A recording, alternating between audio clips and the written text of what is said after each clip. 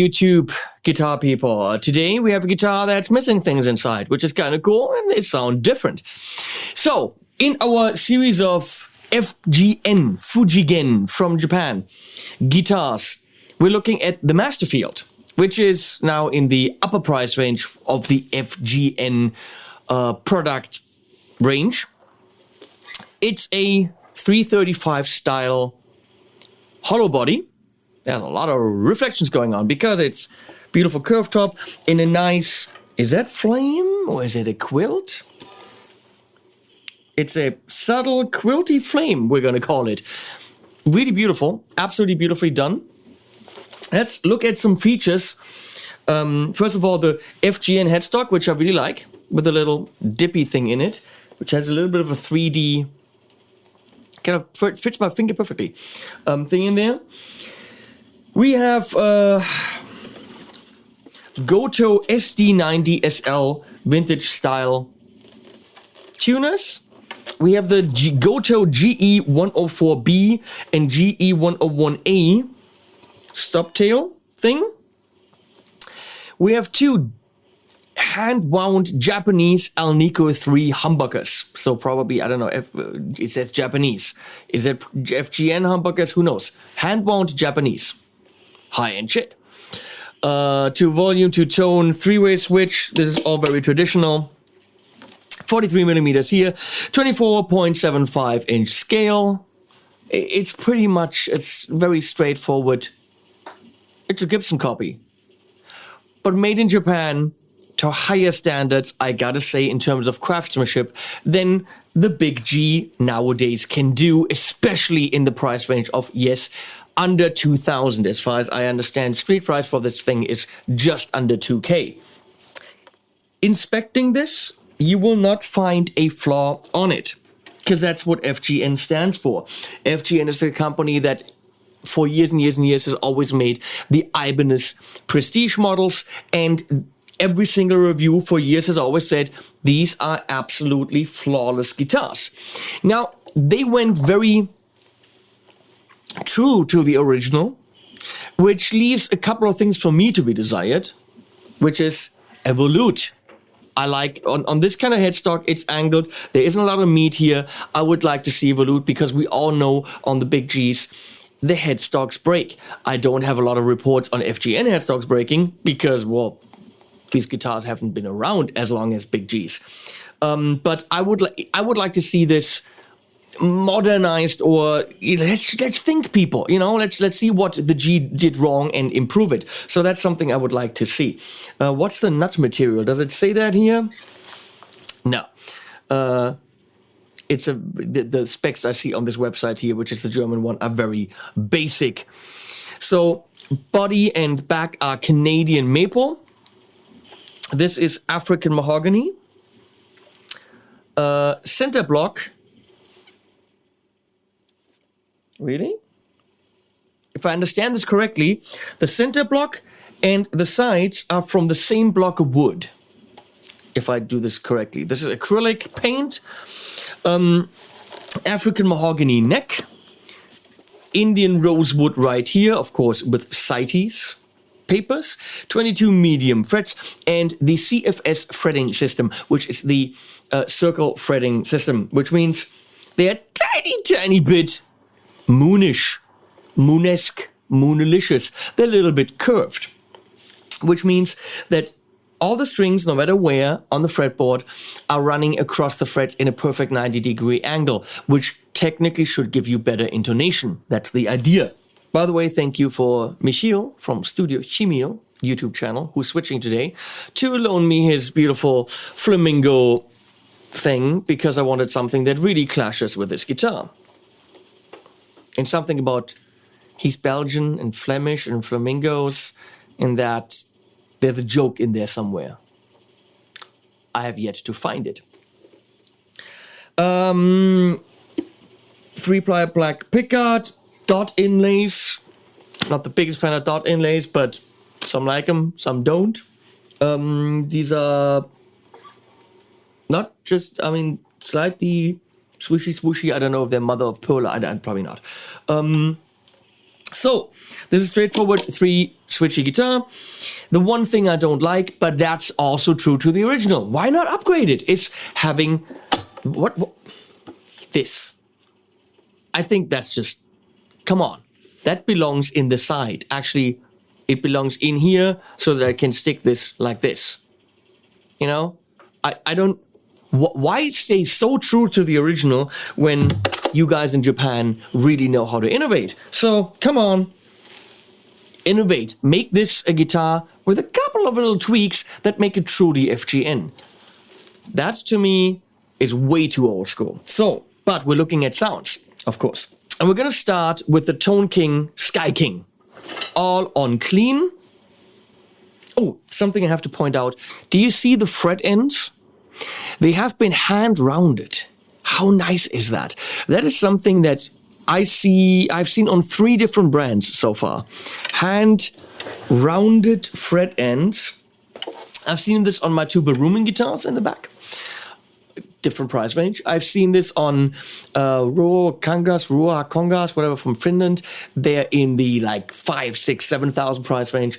And on Friedman Masterfield, also in the 5, 6, 7,000 price range. So seeing this on a guitar from a factory in the 2,000 euro price range is stunning, because this has to be done by hand. Someone is sitting there for several hours rounding the frets by hand. Absolutely wow. Okay. So here are sounds. I'm gonna put on the True Spring Reverb from Source Audio, which just came in right there. Playing around with that, giving you some reverb from Source Audio.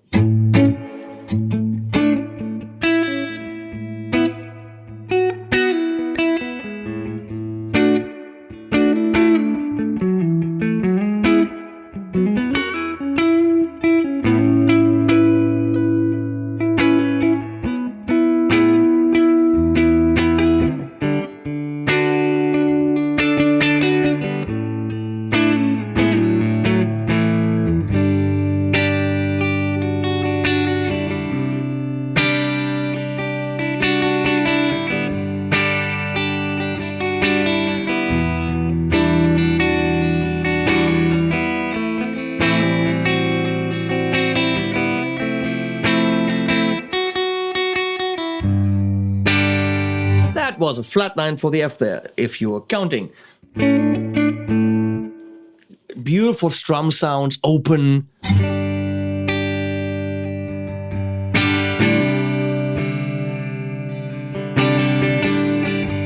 I could do that all day. Middle position.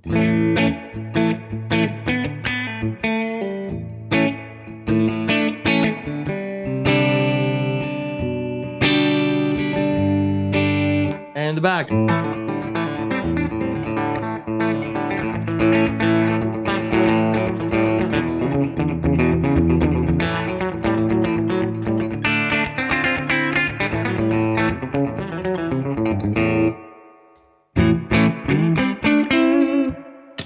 With this kind of guitar, can it do this?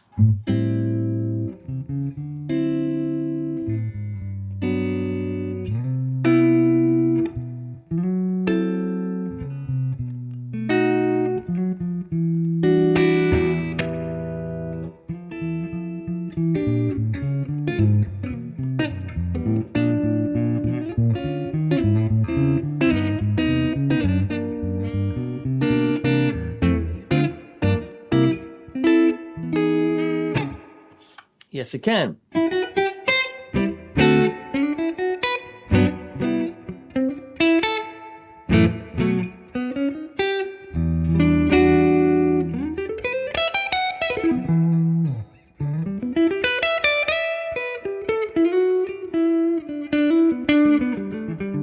There's a lot of clarity, a little bit less warmth and roundness than I have on my Dangelico. Which is why I think this is going to be great for rocking the chords like that. I'm going to switch to the next amp, which is even brighter. That's going to be a twin style channel that I have in the Diezel Paul.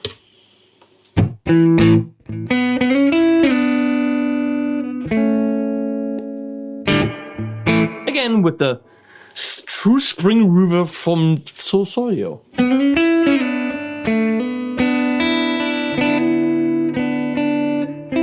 Wait. What am I looking for? Ah!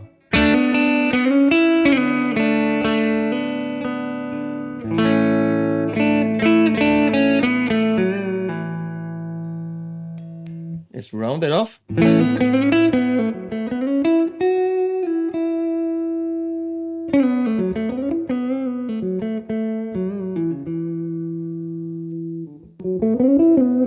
It's very nerky, very nice.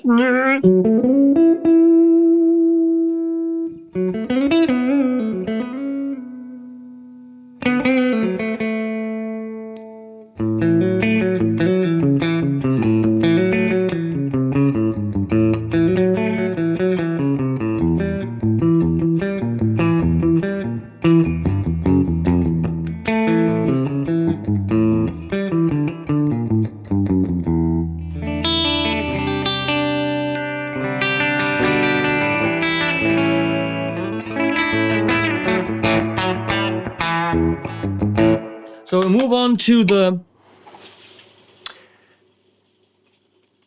Argos by Achilles amplification, which is a Bassman / JTM45 hand-wired clone from Australia.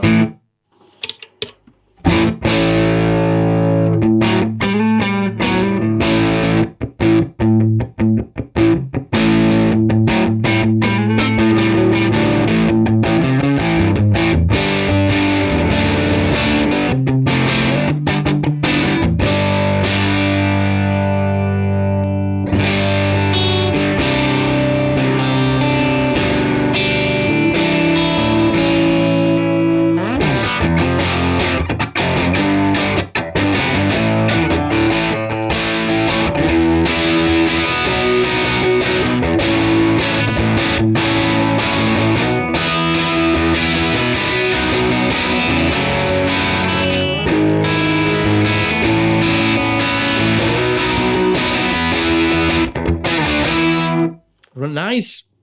A lot of clarity. Everything is there. Even with that drive now, totally fine. So if I turn on the Pantheon by Wampler,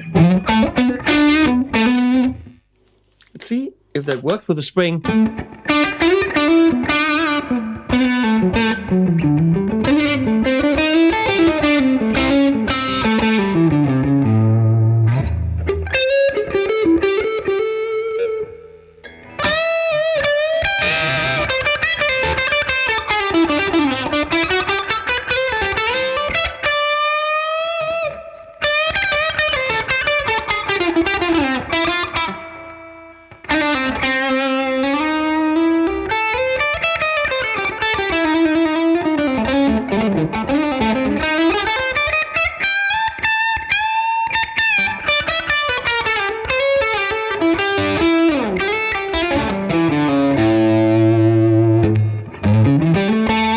That's a beautiful sound for blues. Come on.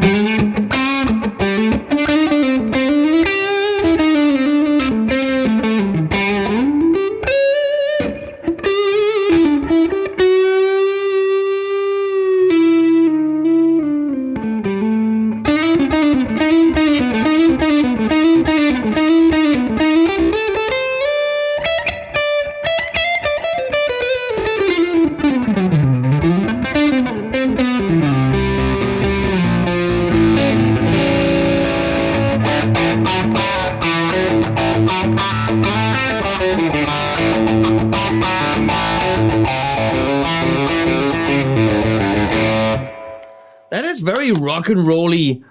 Nice machine for that. Moving on to the Laney LA30BL, made by Black Country Customs in England. Yeah, and apparently it's a Tony Iommi amp. It's a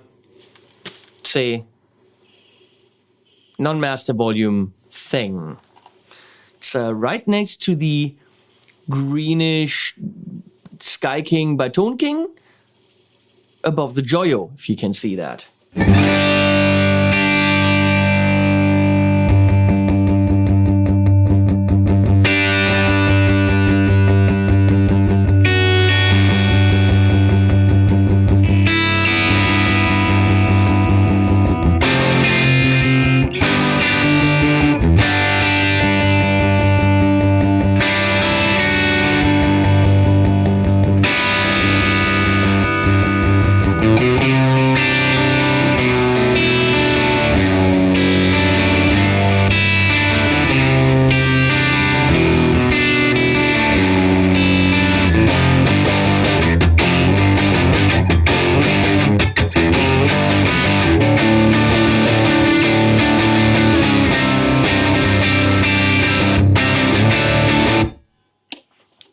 not the thickest guitar and the roundest, but that non-thickness gives you clarity because everything is there. That is really nice.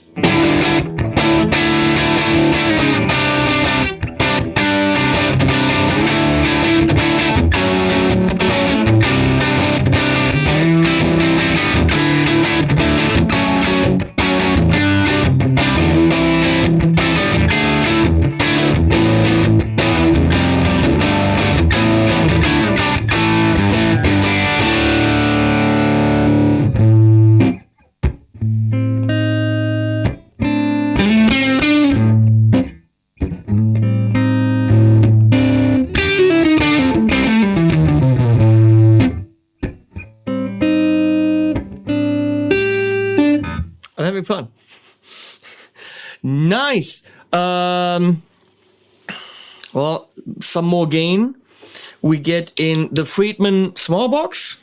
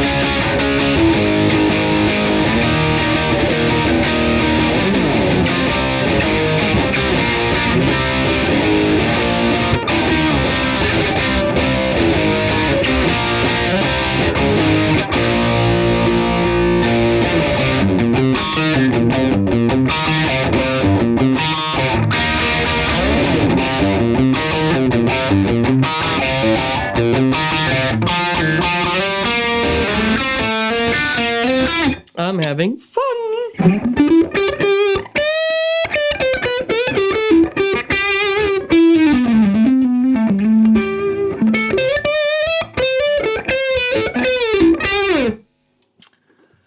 I don't think we should do it, but we're gonna.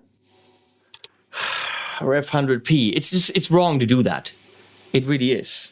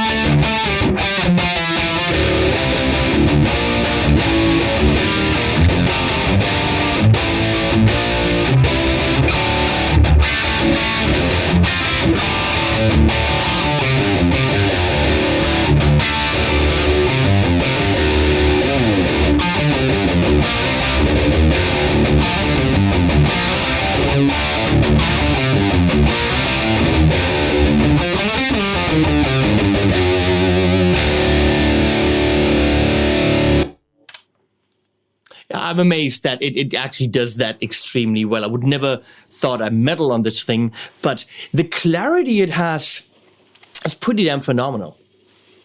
It doesn't muddy up ever, which I really would have thought with the hollow body, because I imagine hollow bodies as these nice, round, low-endy guitars. This not. It's bright. It's always clear. It doesn't matter what you feed it into. It's always clear. Frankly, I wouldn't even tell you what style to play with it. You figure it out. Strummy stuff, bluesy solo stuff. You could even freaking, with the Revv, and that was a combination I would meddle with. Holy crap. Yeah, not the super mega bully woolly roundness. Okay, I'm gonna go here again. This is, oh damn it.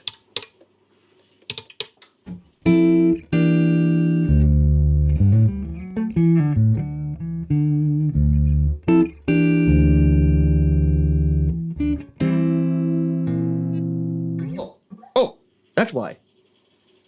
I'm doing this again.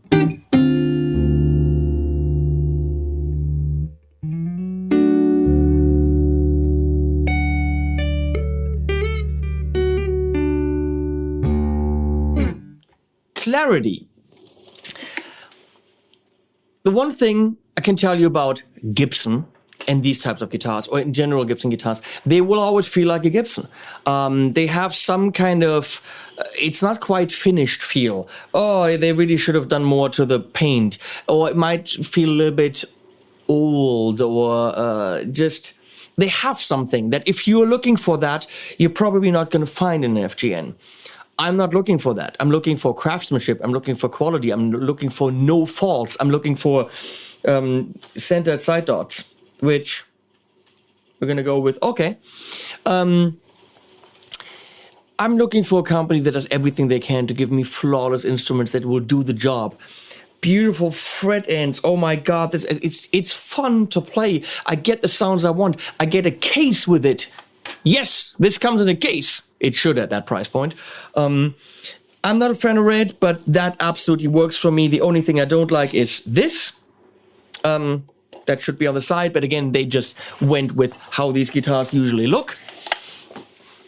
If you're in the market for a 335 style guitar, a hollow body with a thinner body and a double cutaway, let's call it that, then probably you should check out where locally you can test out an FGN Masterfield.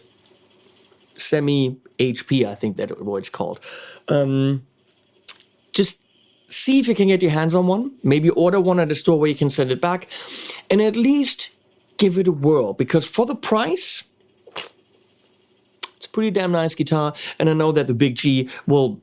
I think they take $3,500 for a guitar that really craftsmanship and quality-wise is not quite on that level. Tonally, I'm not going to go there. I don't know. Unless I have one right here, I'm not going to give you my versus opinion. But what FGN does, built in Japan, is pretty impressive. So check that out. Please subscribe if you haven't. Support me on Patreon so I can buy sweaters like this. This isn't even mine. I can't even afford it. All that stuff. Subscribe. Links below. And animals at the end, as always. Thanks, Michiel, for switching.